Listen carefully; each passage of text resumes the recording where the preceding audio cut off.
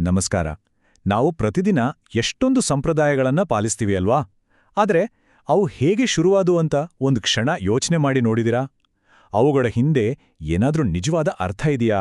ಅಥವಾ ಬೇರೆ ಯಾರೋ ಶುರು ಮಾಡಿದ್ದನ್ನ ನಾವು ಸುಮ್ಮನೆ ಕಣ್ಮುಚ್ಕೊಂಡು ಫಾಲೋ ಮಾಡ್ತಿದೀವಾ? ಬನ್ನಿ ಇವತ್ತು ಈ ಬಗ್ಗೆನೇ ಸ್ವಲ್ಪ ಮಾತಾಡೋಣ. ಇವತ್ತಿನ ನಮ್ಮ ಈ ವಿಶ್ಲೇಷಣೆಗೆ ಆಧಾರ ಗಾಯತ್ರಿ ಪರಿವಾರದ ಸಚಿತ್ರ ಬಾಲಕಥಾಯೇಂ ಅನ್ನೋ ಮಕ್ಕಳ ಕಥೆಗಳ ಪುಸ್ತಕದಿಂದ ತೆಗೆದುಕೊಂಡ ಒಂದು ಚಿಕ್ಕ ಕಥೆ. ಇದು ಕೇಳೋಕೆ ಸರಳ ಅನ್ಸಿದ್ರೂ ಇದರಲ್ಲಿರೋ ಸಂದೇಶ ಇದೆಯಲ್ಲ, ಅದು ತುಂಬ ಆಳವಾದದ್ದು. ಈ ಕಥೆ ನಮ್ಮುಂದೆ ಒಂದು ದೊಡ್ಡ ಪ್ರಶ್ನೆಯನ್ನ ಇಡುತ್ತೆ.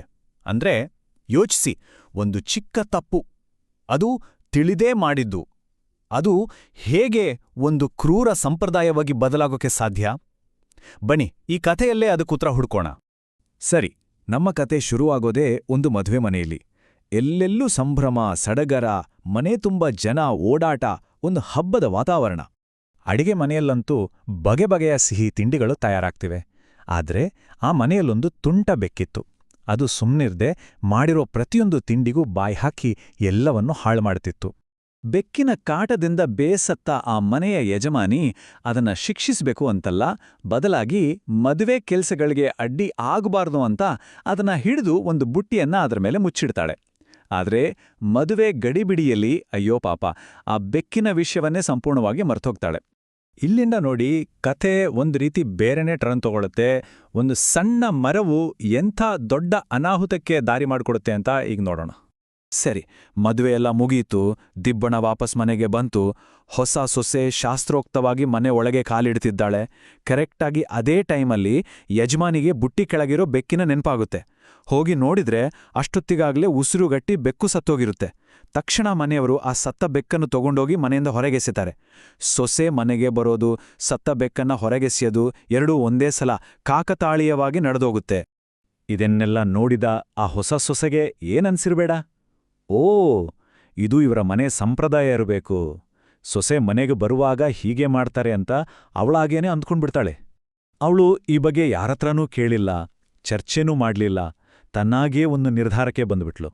ಸರಿ, ಈಗ ಕಥೆಯನ್ನ ಸ್ವಲ್ಪ ವರ್ಷ ಮುಂದಕ್ಕೆ ತಗೊಂಡು ಹೋಗೋಣ. ಆ ಒಂದು ತಪ್ಪು ತಿಳುವಳಿಕೆ ಎಲ್ಲಿಗೆ ಬಂದು ನಿಂತಿದೆ ಅಂತ ನೋಡಿದ್ರೆ ಶಾಕ್ ಆಗ್ತೀರಾ. ಎಷ್ಟೋ ವರ್ಷಗಳು ಕಳೆದೋಗಿವೆ. ಅಂದು ಸೊಸೆಯಾಗಿ ಬಂದವಳು ಇವತ್ತು ಅತ್ತೆಯಾಗಿದ್ದಾಳೆ. ಈಗ ಅವಳ ಮಗನ ಮದುವೆ, ಮನೆಯ ಎಲ್ಲಾ ಸಂಪ್ರದಾಯಗಳನ್ನ ನೋಡ್ಕೊಳ್ಳೋ ಜವಾಬ್ದಾರಿ ಈಗ ಅವಳ ಮೇಲೆ. ಇಲ್ಲಿರೋ ವ್ಯತ್ಯಾಸವನ್ನ ನಾವು ಗಮನಿಸಲೇಬೇಕು. ಮೊದಲು ಆಗಿದ್ದು ಒಂದು ಆಕ್ಸಿಡೆಂಟ್, ತಿಳಿಯದೇ ಆದ ತಪ್ಪು. ಅದೊಂದು ದುರದೃಷ್ಟಕರ ಕಾಕತಾಳೀಯ ಘಟನೆ ಅಷ್ಟೇ.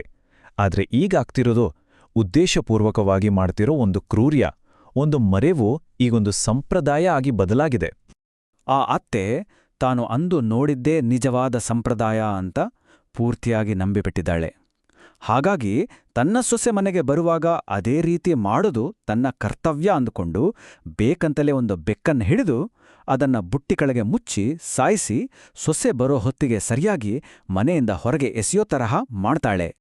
ನೋಡಿ, ಇದು ಬರೀ ಒಂದು ಕತೆ ಅಷ್ಟೇ ಅಲ್ಲ. ಇದು ನಮಗೆ ಸಂಪ್ರದಾಯ ಮತ್ತು ನಮ್ಮ ವಿವೇಕ, ಅಂದ್ರೆ ನಮ್ಮ ಯೋಚನಾ ಶಕ್ತಿ, ಇದರ ನಡುವಿನ ವ್ಯತ್ಯಾಸವನ್ನು ತುಂಬ ಚೆನ್ನಾಗಿ ತೋರಿಸುತ್ತೆ. ಈ ಕಥೆ ನಮ್ಮ ಸಮಾಜದಲ್ಲಿರೋ ಎಷ್ಟೋ ಸಂಪ್ರದಾಯಗಳ ಕನ್ನಡಿಯಾಗಿದೆ. ಯಾಕೆ ಮಾಡ್ತೀವಿ? ಇದ್ರ ಉಪಯೋಗ ಏನು? ಇದು ಸರಿನಾ ತಪ್ಪಾ? ಈ ಯಾವ ಪ್ರಶ್ನೆಯನ್ನೂ ಕೇಳದೆ ನಮ್ಮ ಹಿರಿಯರು ಮಾಡ್ತಿದ್ರು, ಅದಕ್ಕೆ ನಾವು ಮಾಡ್ತೀವಿ ಅಂತ ಅದೆಷ್ಟೋ ವಿಷಯಗಳನ್ನ ನಾವು ಪಾಲಿಸ್ತೀವಿ ಅಲ್ವಾ?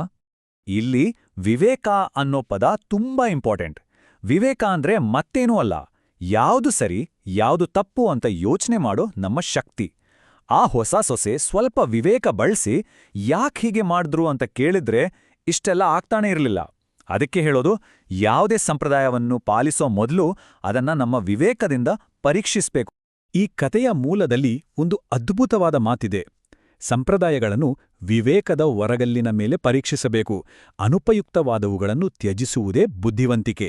ಇದಕ್ಕಿಂತ ಚೆನ್ನಾಗಿ ಈ ವಿಷಯವನ್ನ ಹೇಳೋಕೆ ಸಾಧ್ಯವೇ ಇಲ್ಲ. ಹಾಗಾದ್ರೆ ಈ ಇಡೀ ಕಥೆಯಿಂದ ನಾವು ಇವತ್ತಿನ ದಿನಕ್ಕೆ ಕಲಿಬೇಕಾದ ಪಾಠವಾದ್ರೂ ಏನು?